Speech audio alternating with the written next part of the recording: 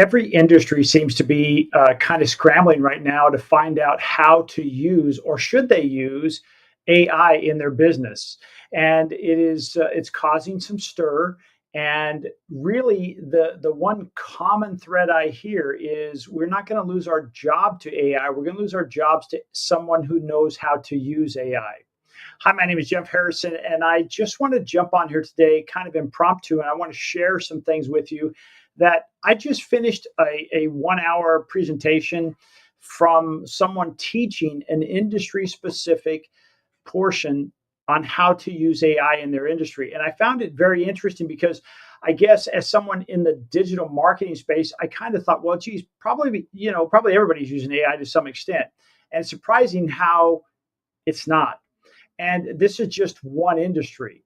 So, if you're watching this live or you're watching it at another time, I'd be curious to find out, hey, are you using AI in your industry? Are you an anomaly or is it pretty common? And more importantly, how are you using it? I'll give you an example. For me at Swing Point Media, when it first came out, before I was even aware of it, there were products like Rewriter and Jasper, and we were using all of that.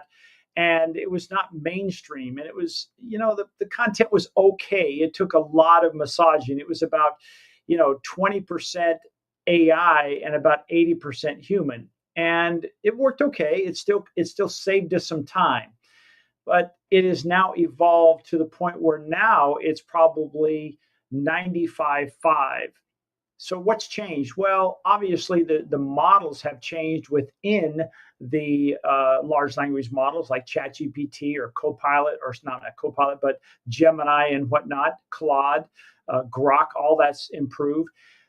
But the other things that's changed is how we ask questions. Now, how we ask questions is kind of underneath that umbrella of prompting.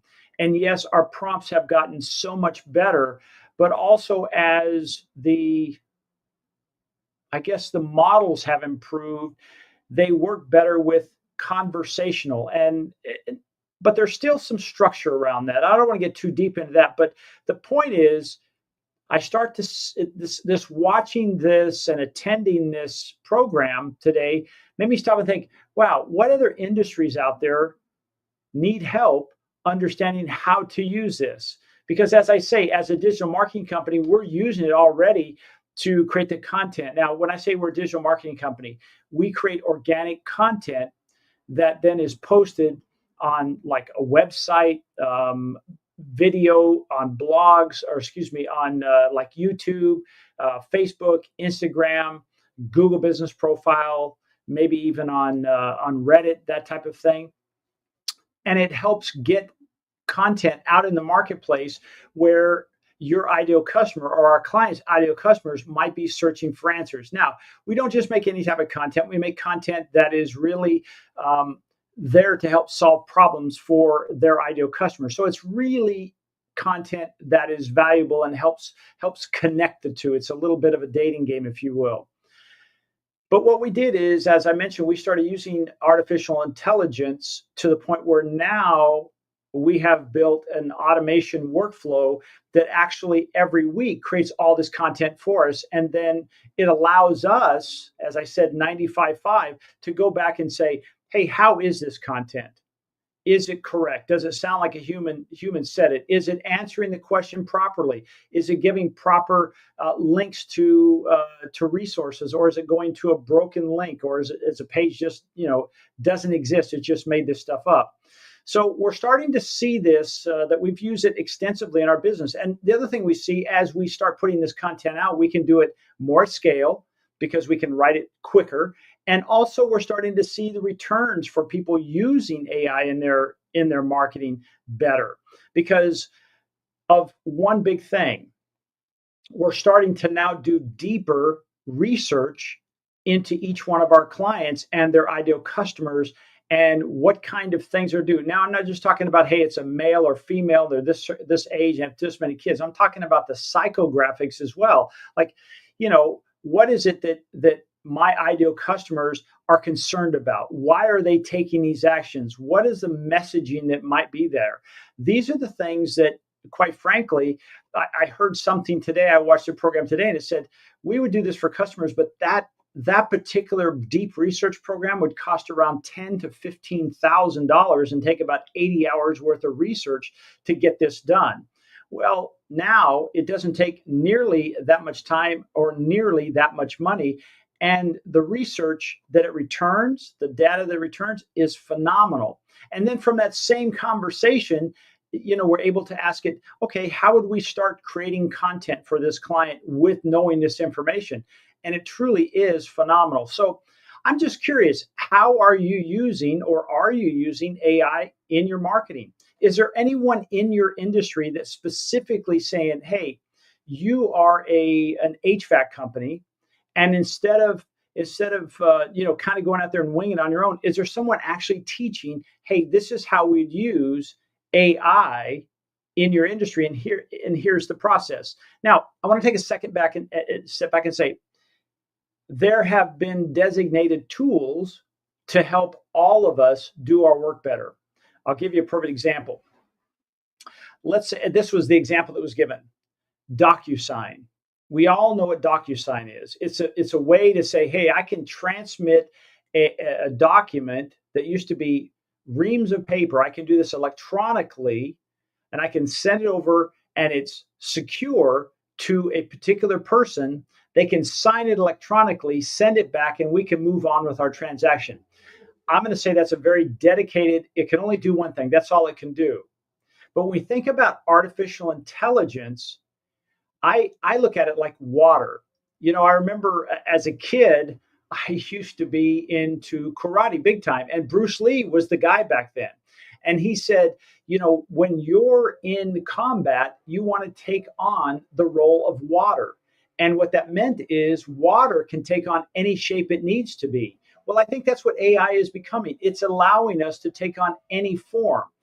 As I said, we've created an automated workflow that does all that we needed to do. We didn't have to go out and say, hey, let's sign up for a $3,000 a month program. We said, why don't we just build it? That's what I said. I said, why don't I just build this? And it will make the content I want. Another example of this is we were using another tool to help publish our content. And I asked, hey, why can't we just build this? So we put together the tools using what we call a no-code tool builder, using a product called Make, and we created content. We created this piece. And now what happens is all the information that is created, the blogs, the video, the social media posts, the email, all of that is created within that workflow. And then it gets to this next section, and then it will send it to that particular client's Facebook page, website, their Google business profile, their Instagram, their LinkedIn. It'll send all that out there automatically. So it really has changed what we do. We're no longer having to say, I need to go find a SaaS tool to help me do X, Y, and Z. No, I can just say, why don't I just build it? So I want to give you an example. Here is an example. I apologize for the noise outside. They're doing some construction, and actually the landscapers are here. But I want to show you something. This is my website, Swing Point Media website, and here's an example of a blog. And I thought this was pretty slick, and I have to give credit because the gentleman who shared this morning in the webinar demonstrated this. But this is an example. Let's say, for instance, if you have AI write you an article, right? And let's just imagine there's no images in there. It's just a wall of text. And so what you do is you'd copy this and you could put it into a product. It's called Napkin, NAPKIN.AI. And you can sign up for it. And then what you'll do is you'll take a piece of that. And what I did is I took a piece of my article and I just dropped it in here, right? And so what I did is I dropped it in using Story Offer Proof Framework. And then if I want to say, well, you know what? I want to create an image for this area. So I'd highlight it and then I'd hit this button. And now what it would do is go through and think, okay, what can I make with this? And all of a sudden, it gives me several images that is made that could fit into this spot to help my message be clear. Now, it doesn't stop right there, because I think this is the cool part, is now I have several different styles within each image it creates. I can go back. So let's say I really like this one, but I'd like it with more color. Oh, geez, here's one. Here's one more color. And now it sets it in there. And if I like that, then what I can do is I can simply download it and I can export it as a PNG file. And then I'll just put it into my article. Well, imagine being able to do this now at scale. What we would do before is, yes, we use artificial intelligence to make a lot of our images now, but before we would go into products like Canva. I had graphic artists and I'd say, this is what we think would fit in there. Well, this allows me now to create something like this. This again will fulfill the goal of AI, which is to allow us to get more of our time back that would have taken maybe several hours. So this is just an example of using a product again called napkin.ai. This is something, it's free. There's nothing to sell here. I'm just showing you that this is a product I saw today, and you can use this in any industry. So again, if I went over here to this one to my website and I grabbed, let's just use a different blog. And I said case studies for AR marketing lessons. And let's say, for instance, I had this wall of text here. Let me get it all. And I say, I'd like to take this and I want to create a new, what they call it, a new napkin. And I'm going to go to a blank one and I'm going to paste that in there. And then again, I could go to each section, or I can say, you know what, let's do the whole thing and hit this little lightning bolt. And, literally within seconds, it's creating some things for me to put in there. And it allows me again to add some life, if you will, to my text.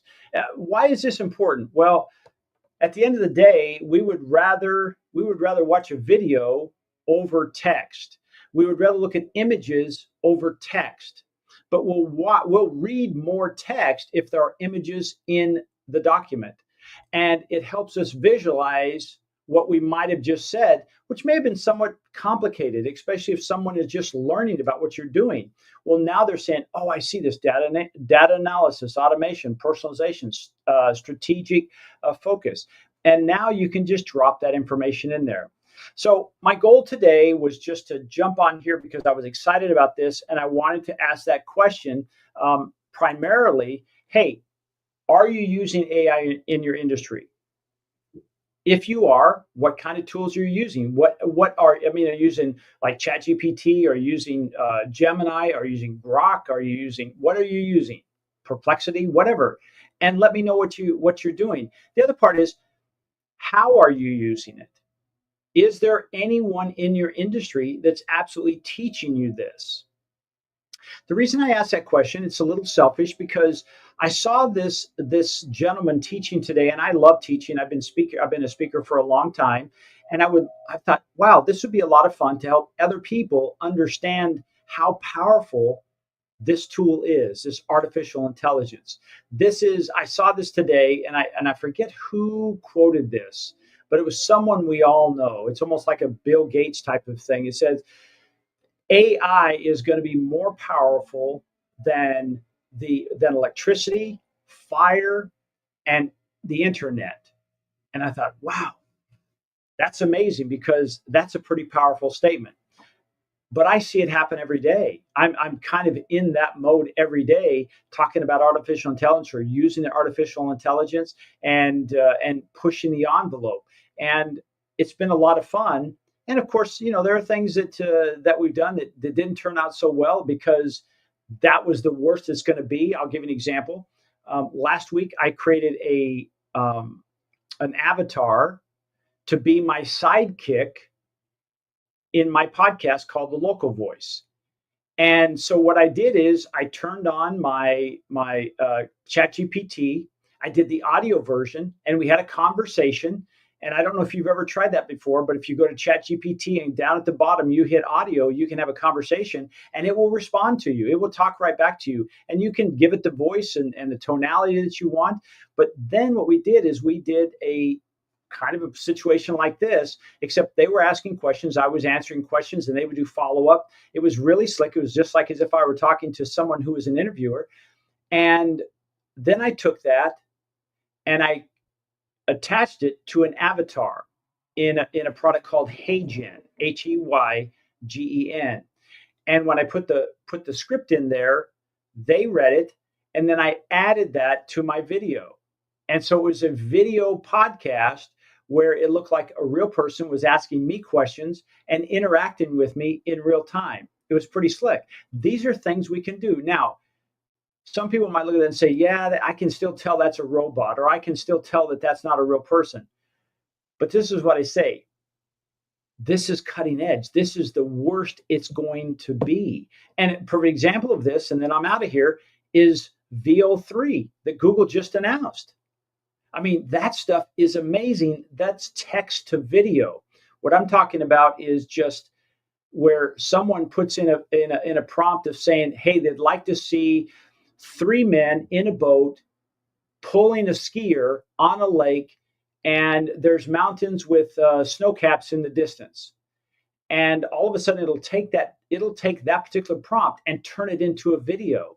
And this video is really, really good.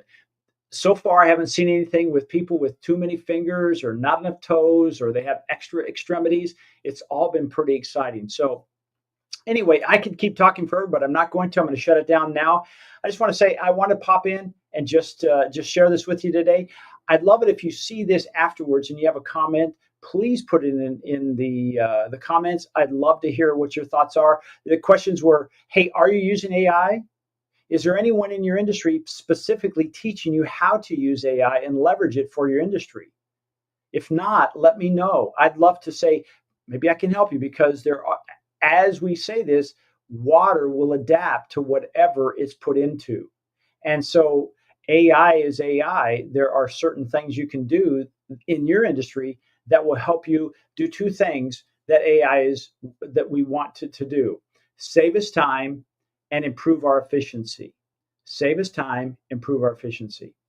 Thanks for joining me today. I appreciate it. My name is Jeff Harrison. I'm with a company called Swing Point Media. As I say, we're a digital marketing agency. We help local businesses that are 3 to 5 years away from retirement. And the business owner is saying, hey, what can I do to improve the value of my business? Part of it is if you don't have a digital footprint, you don't have content. In other words, if I go online and I can't find you very easily, you're on page 3 or 4 of Google search, then I can help you. And this improves the value of your company at time of sale. Hey, thank you again. Have a great day.